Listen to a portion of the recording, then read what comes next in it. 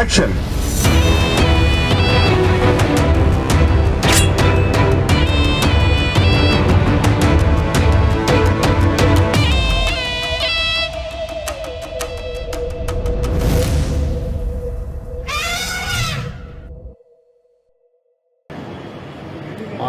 ஜனவரி 4 மற்றும் 5 ஆகிய 2 நாட்கள் உலகத் தமிழர் வம்சாவளி மாநாடு நடைபெறுகிறது.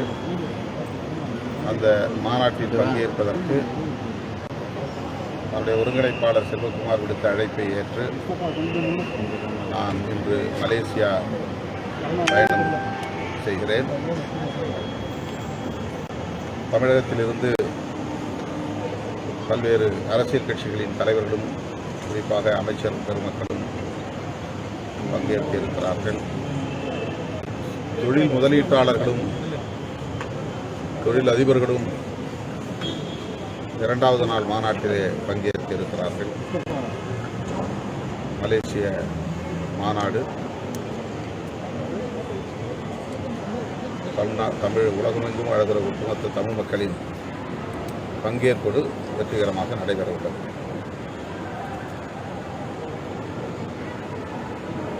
தமிழகத்தில்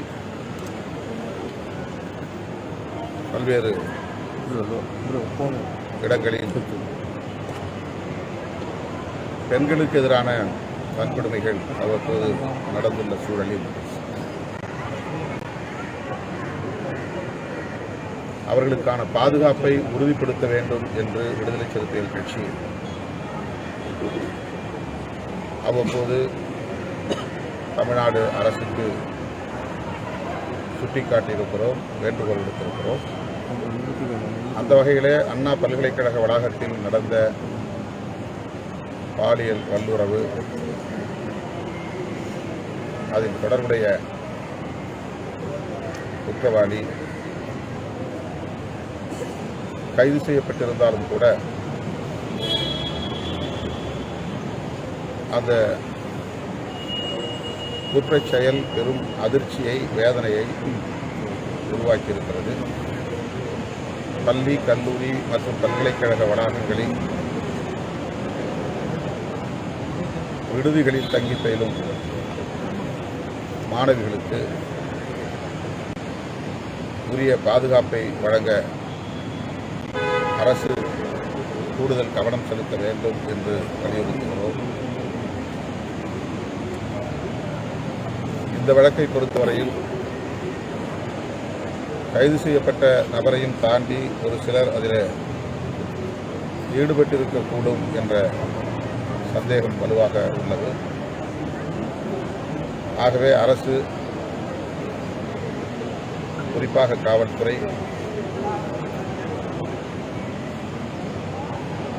நேர்மையான முறையிலே புலன் விசாரணை நடத்தி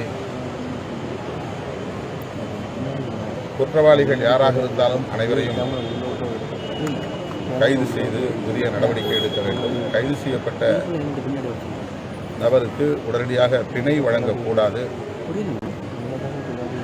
அவரை சிறையில் வைத்தபடியே புலன் விசாரணையை முடித்து குற்றப்பத்திரிகையை தாக்கல் செய்து வழக்கு விசாரணையையும் முடித்து தண்டனை வழங்க வேண்டும் என்று விடுதலை சிறுத்தைகள் கட்சி வலியுறுத்துகிறது.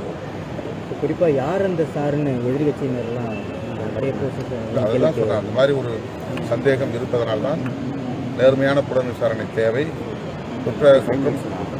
குற்றத்தில் ஈடுபட்டவர்கள் யாராக இருந்தாலும் அவர்கள் அனைவரும் கைது செய்யப்பட வேண்டும் என்று.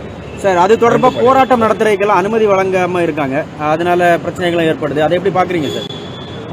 இன்னைக்கு பாமகவுடைய போராட்டத்துக்கு அனுமதி வழங்கப்படலை, அது மாதிரி அனுமதி பல்வேறு இயக்கங்களுக்கு வழங்கப்பட்டு போராட்டங்களும் நடந்திருக்கின்றன. முற்றாக அனுமதி மறுக்கப்படவில்லை.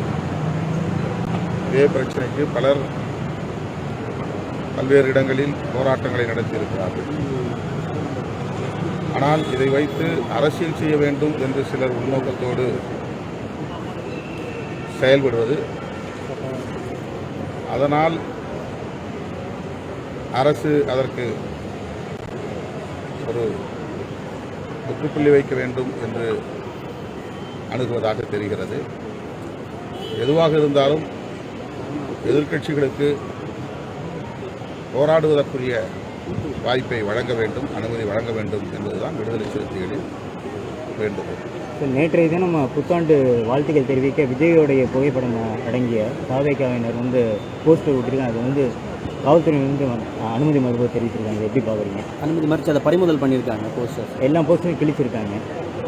ஒரு கட்சி கவர்மெண்ட் கொடுத்த அறிக்கையை துண்டறிக்கையாக கொடுக்கும்போது பர்மிஷன் இல்லாமல் கொடுக்க அறிக்கை புத்தாண்டு பொங்கல் வாழ்த்து வால் போஸ்டர் அரசியல் காழ்ப்புணர்ச்சியாக இருக்குமா?